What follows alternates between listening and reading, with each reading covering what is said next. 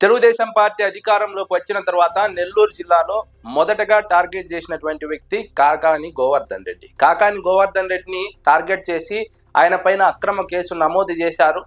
అక్రమ కేసు నమోదు చేసి జైలుకు పంపారు. ఆ తర్వాత ఆయన బెయిల్ పైన వచ్చారు. బెయిల్ పైన వచ్చిన తర్వాత కూడా కాకాని గోవర్ధన్ రెడ్డిలో ఏమాత్రం కూడా ఫైర్ తగ్గలేదు. వాస్తవంగా కాకాని గోవర్ధన్ రెడ్డిని జైలుకు పంపించింది తెలుగుదేశం కూటమి అవినీతి పైన అక్రమాల పైన మాట్లాడుతున్నారని ప్రశ్నిస్తున్నారని. కానీ కాకాని గోవర్ధన్ రెడ్డి జైలుకు వెళ్లి వచ్చిన తర్వాత రెట్టింపు ఉత్సాహంతో పనిచేస్తున్నారు. రెట్టింపు ఉత్సాహంతో కూటమి ప్రభుత్వం పైన పోరాడుతున్నారు. అన్ని నియోజకవర్గాలను జిల్లా అధ్యక్షుడిగా సమన్వయపరుచుకుంటున్నారు. కార్యక్రమాలు నిర్వహిస్తున్నారు. తన నియోజకవర్గంలోనూ కార్యక్రమాలు నిర్వహిస్తున్నారు.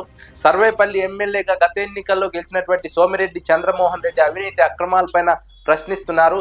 ఇసుక అక్రమ రవాణా గురించి ప్రశ్నిస్తున్నారు. కాంట్రాక్టుల కేటాయింపుల్లో అవినీతి గురించి మాట్లాడుతున్నారు.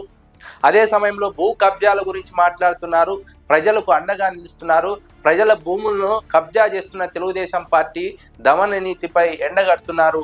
ప్రజల ముందు నిలబెడుతున్నారు తెలుగుదేశం పార్టీ అవినీతి అక్రమాలను. ఈ నేపథ్యంలోనే కాకాని గోవర్ధన్ రెడ్డిని గతంలో అరెస్టు చేశారు. అరెస్టు చేసినప్పటికీ ఆయన వైఖరిలో ఏమాత్రం మార్పు రాలేదు. ఏమాత్రం భయం కనిపించలేదు. ఏమాత్రం వణుకు బెనుకు కనిపించలేదు. రెట్టింపు ఉత్సాహంతో కూటమి ప్రభుత్వానికి నిద్ర లేకుండా చేస్తున్నారు కాకాని గోవర్ధన్ రెడ్డి. 2014, 2019 ఎన్నికల్లో వరుసగా గెలిచారు. కాకాని గోవర్ధన్ రెడ్డిపై పోటీ చేసినటువంటి సోమిరెడ్డి చంద్రమోహన్ రెడ్డి దాదాపుగా 2024 ఎన్నికల కంటే ముందు చాలా సార్లు ఓడిపోయారు. ఒక్కసారైనా సోమిరెడ్డి చంద్రమోహన్ రెడ్డికి అవకాశం ఇస్తామని ప్రజలు అవకాశం ఇచ్చారు 2024 ఎన్నికల్లో. లేదంటే 2024లో కూడా కాకాని గోవర్ధన్ రెడ్డి గెలవాల్సిందే. ప్రజలు ఇచ్చినటువంటి అవకాశంతో సోమిరెడ్డి చంద్రమోహన్ రెడ్డి ఎమ్మెల్యే అయ్యారు. కానీ ఆ బాధ్యతను ప్రజల నమ్మకాన్ని నిలబెట్టుకోలేకపోయారు. ఆ నమ్మకాన్ని వమ్ము చేసుకున్నారు. భూ కబ్జాల ఆరోపణలు ఉన్నాయి. ఇసుక రవాణా సంబంధించిన ఆరోపణలు ఉన్నాయి. మట్టి మాఫియాకు సంబంధించిన ఆరోపణలు ఉన్నాయి. కాంట్రాక్టులకు సంబంధించినటువంటి ఆరోపణలు ఉన్నాయి. అవినీతి అక్రమాలకు పాల్పడుతున్నారన్న ఆరోపణలు ఉన్నాయి. ప్రజలు సోమిరెడ్డి చంద్రమోహన్ రెడ్డికి వ్యతిరేకంగా మారుతున్నారు. మరోవైపు సంక్షేమ పథకాల అమలులో వైఫల్యం కావచ్చు, అభివృద్ధి విషయంలో ఇచ్చిన హామీలు అమలు చేయకపోవడం కావచ్చు, సోమిరెడ్డి చంద్రమోహన్ రెడ్డి గ్రాఫ్ పడిపోవడానికి ప్రధాన కారణంగా విశ్లేషకులు అంచనా వేస్తున్నారు. కాకాని గోవర్ధన్ రెడ్డి మాత్రం తనపైన కేసులు పెట్టినా, అరెస్టు చేసినా, వేధిస్తున్నా సరే ఏమాత్రం వెనక్కి తగ్గకుండా కార్యకర్తలకు అండగా నిలబడుతున్నారు. వైఎస్ఆర్సీపీ కార్యకర్తలపైన సోమిరెడ్డి చంద్రమోహన్ రెడ్డి అనేక అక్రమ కేసులు నమోదు చేస్తున్నారు, జైలుకు పంపిస్తున్నారు. వారందరికీ కాకాని గోవర్ధన్ రెడ్డి భరోసానిస్తున్నారు.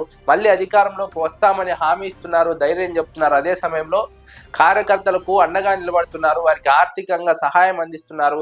న్యాయపరంగా సహాయం అందిస్తూ ప్రజల తల్లో నాలుకలా కాకాని గోవర్ధన్ రెడ్డి సర్వేపల్లి నియోజకవర్గంలో నిలిచారు.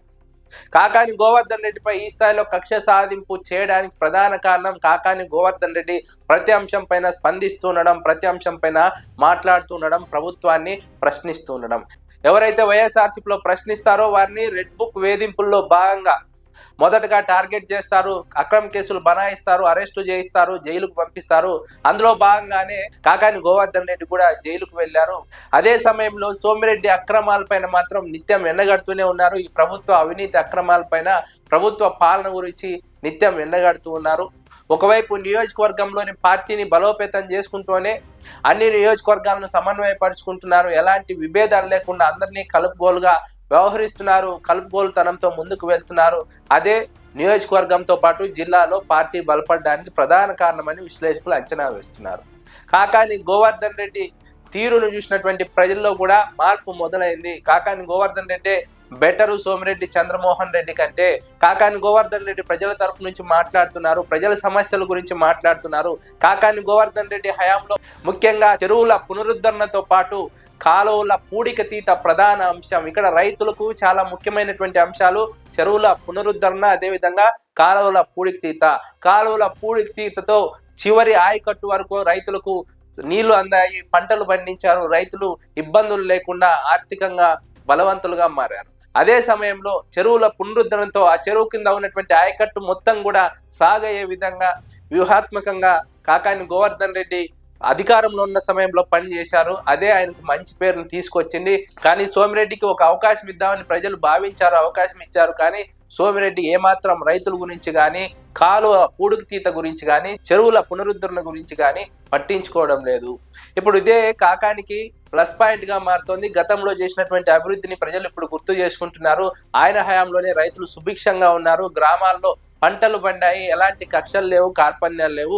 ఇప్పుడు టీడీపీ అధికారంలోకి వచ్చిన తర్వాత వేధింపు రాజకీయాలు మొదలయ్యాయి. కక్ష సాధింపే లక్ష్యంగా పనిచేస్తున్నారు. అభివృద్ధి గురించి మాట్లాడడం లేదు. అవినీతి అక్రమాలు ఒకవైపు, కక్ష సాధింపులు ఒకవైపు. తద్వారా అవినీతిని ప్రశ్నించకుండా, అక్రమాల గురించి మాట్లాడకుండా ఉంచాలనే కక్ష సాధింపు రాజకీయాలు చేస్తున్నారన్న వాదన ప్రజల్లో వినిపిస్తోంది. అది వైసీపీకి ప్లస్ పాయింట్ గా మారింది. కాకాని గోవర్ధన్ రెడ్డికి వచ్చే ఎన్నికల్లో మంచి మెజార్టీ రావడానికి అవకాశం ఉందని విశ్లేషకులు అంచనా వేస్తున్నారు. ఏ సర్వే చూసినా ఇదే అంశమే స్పష్టమవుతోంది.